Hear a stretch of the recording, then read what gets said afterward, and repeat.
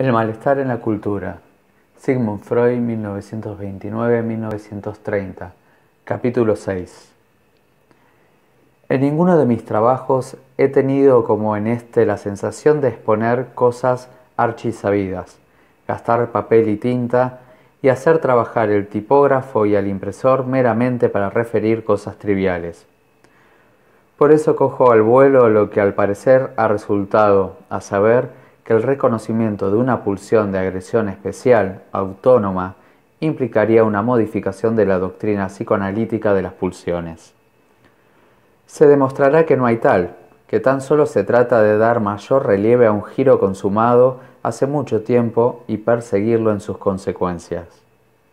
El conjunto de la teoría analítica ha progresado lentamente, pero de todas sus piezas, la doctrina de las pulsiones es aquella donde más trabajosos resultaron los tanteos de avance.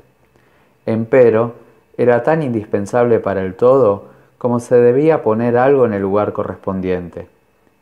En el completo desconcierto de los comienzos, me sirvió como primer punto de apoyo el dicho de Schiller, el filósofo poeta: hambre y amor mantienen cohesionada la fábrica del mundo.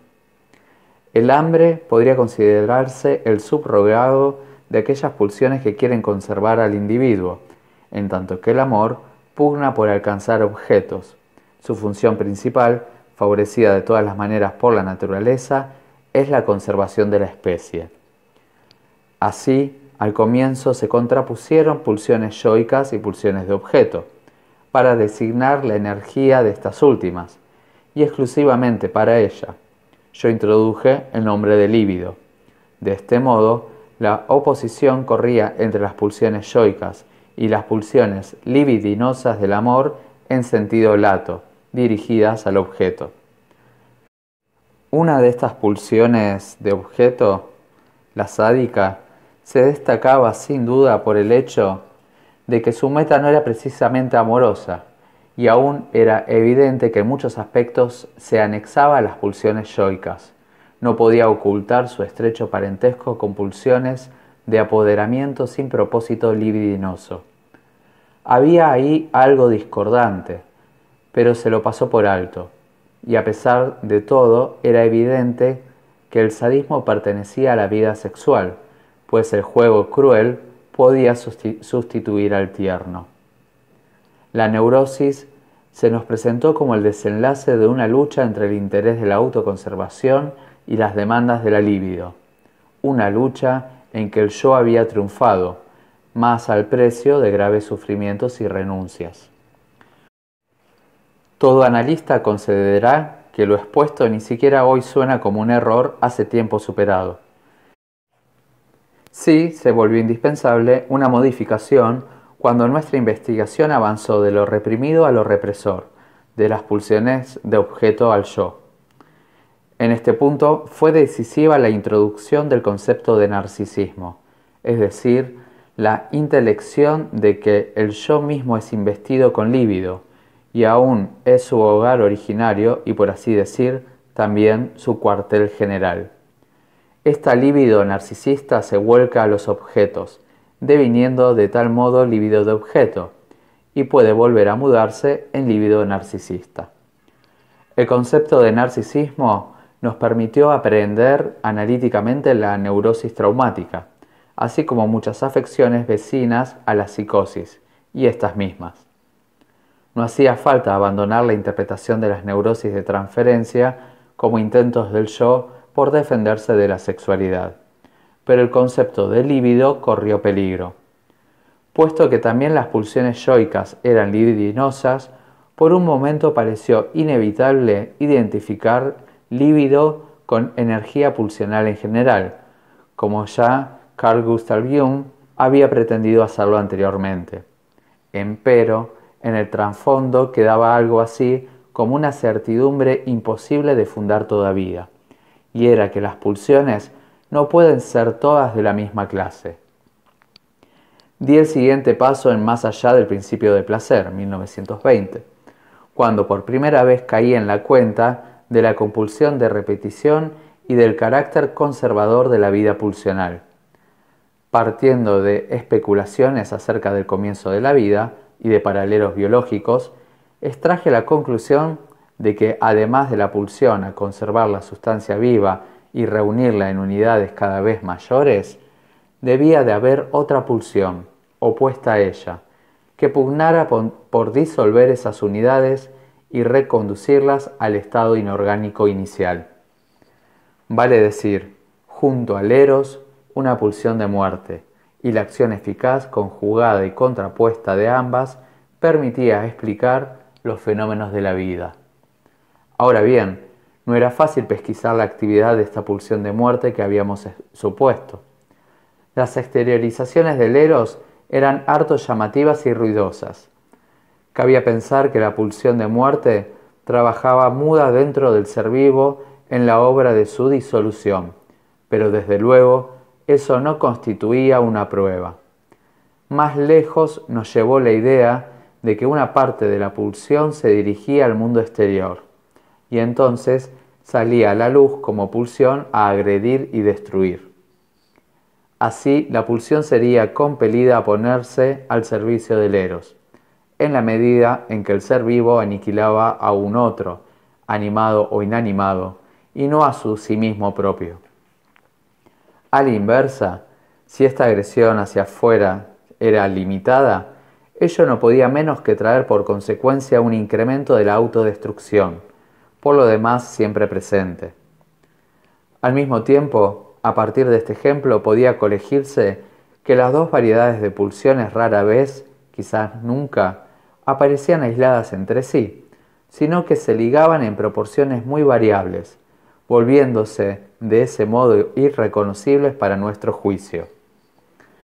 En el sadismo, notorio desde hacía tiempo como pulsión parcial de la sexualidad, se estaba frente a una liga de esta índole, particularmente fuerte, entre la aspiración del amor y la pulsión de destrucción, y en su contraparte, el masoquismo, frente a una conexión de la destrucción dirigida hacia adentro con la sexualidad, conexión en virtud de la cual se volvía hasta llamativa y conspicua esa aspiración de ordinario no perceptible.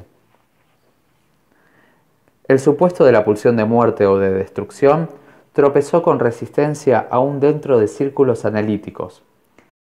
Sé que muchas veces se prefiere atribuir todo lo que se encuentre de amenazador y hostil en el amor a una bipolaridad originaria de su naturaleza misma. Al comienzo, yo había sustentado solo de manera tentativa las concepciones aquí desarrolladas, pero en el curso del tiempo han adquirido tal poder sobre mí que ya no puedo pensar de otro modo. Opino que en lo teórico son incomparablemente más útiles que cualquiera otras posibles.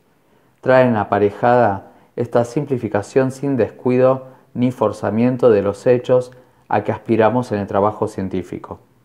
Admito que en el sadismo y el masoquismo hemos tenido siempre ante nuestros ojos las exteriorizaciones de la pulsión de destrucción, dirigida hacia afuera y hacia adentro, con fuerte liga de erotismo.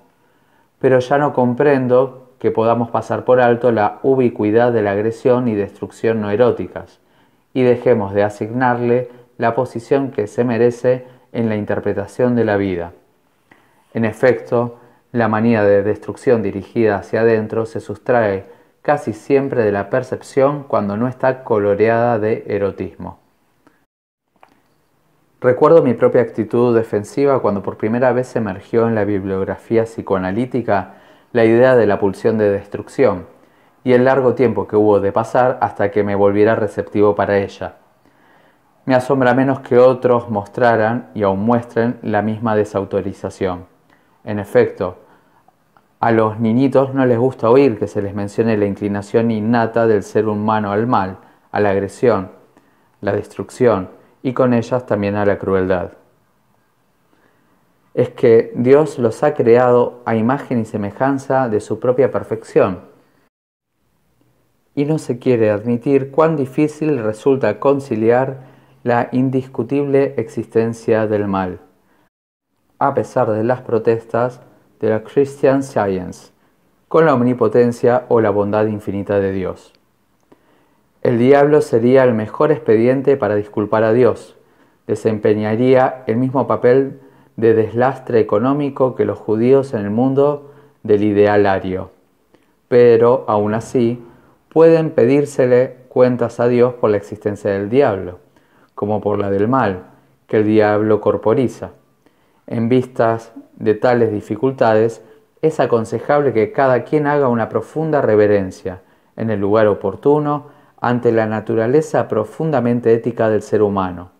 Eso lo ayuda a uno a ser bien visto por todos y a que le disimulen muchos pecadillos. El nombre de líbido puede aplicarse nuevamente a las exteriorizaciones de fuerza del eros, a fin de separarlas de la energía de la pulsión de muerte. Corresponde admitir que cuando esta última no se trasluce a través de la liga con el eros, resulta muy difícil de aprehender. Se la colige solo como un saldo tras el eros, por así decir, y se nos escapa. En el sadismo, donde ella tuerce a su favor la meta erótica, aunque satisfaciendo plenamente la aspiración sexual, obtenemos la más clara intelección de su naturaleza y de su vínculo con el eros. Pero aún donde emerge sin propósito sexual, incluso en la más ciega furia destructiva, es imposible desconocer que su satisfacción se enlaza con un goce narcisista extraordinariamente elevado, en la medida en que enseña al yo el cumplimiento de sus antiguos deseos de omnipotencia. Atemperada y domeñada, inhibida en su meta, la pulsión de destrucción dirigida a los objetos se ve forzada a procurar al yo la satisfacción de sus necesidades vitales y el dominio sobre la naturaleza. Puesto que la hipótesis de esa pulsión descansa esencialmente en razones teóricas, es preciso admitir que no se encuentra del todo a salvo de objeciones teóricas. Pero es así como nos aparece en este momento, dado el estado actual de nuestras intelecciones. La investigación y las reflexiones futuras aportarán, a no dudarlo, la claridad decisiva. Entonces, para todo lo que sigue me sitúo en este punto de vista. La inclinación agresiva es una disposición pulsional autónoma, originaria del ser humano. Y retomando el hilo del discurso, sostengo que la cultura encuentra en ella su obstáculo más poderoso. En algún momento de esta indagación se nos impuso la idea de que la cultura es un proceso particular, que abarca a la humanidad toda en su transcurrir, y seguimos cautivados por esa idea.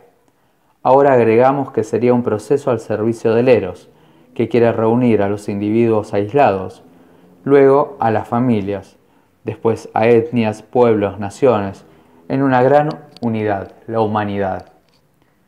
¿Por qué deba acontecer así? No lo sabemos. Sería precisamente la obra del eros.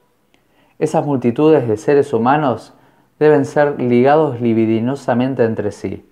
La necesidad sola, las ventajas de la comunidad de trabajo no los mantendrían cohesionados. Ahora bien, a este programa de la cultura se opone la pulsión agresiva natural de los seres humanos, la hostilidad de uno contra todos y de todos contra uno.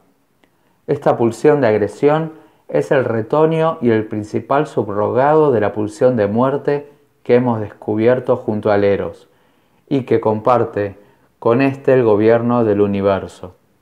Y ahora, yo creo, ha dejado de resultarnos oscuro el sentido del desarrollo cultural.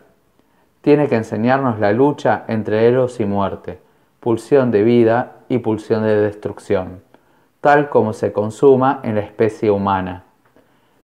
Esta lucha es el contenido esencial de la vida en general, y por eso el desarrollo cultural puede caracterizarse sucintamente como la lucha por la vida de la especie humana.